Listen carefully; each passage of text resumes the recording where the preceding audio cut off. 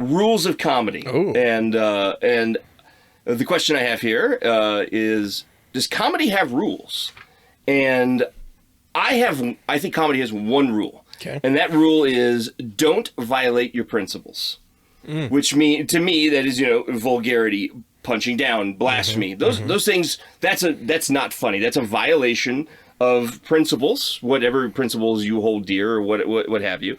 And that's where you shouldn't go. Everything else, I don't think there's a rule there. I don't think that, I have a very funny individual that I like to listen to, podcasts, talks about the rules of comedy and about how don't create silly scenarios just to make fun of those scenarios.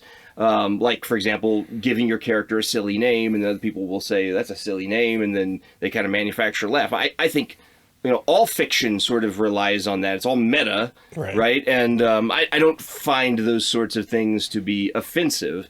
But the one rule is don't violate your principles. That's a pretty good rule. And I'd love to have Mike Birbiglia or Dave Chappelle on the show to discuss that rule with them. I think that would be fascinating to see what they kind of thought of that.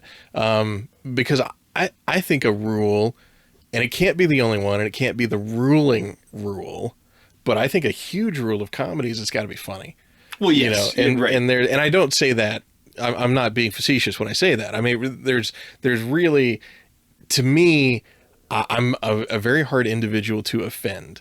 And if whatever comes out of somebody's mouth gets me in the gut and makes me laugh, that line is pretty far out for them to cross as long as they hit funny. Yeah. Now, if they fail on the funny, I'm more likely to be offended by what they might say. So, that's but I like your rule that it should not violate your moral compass, so to speak.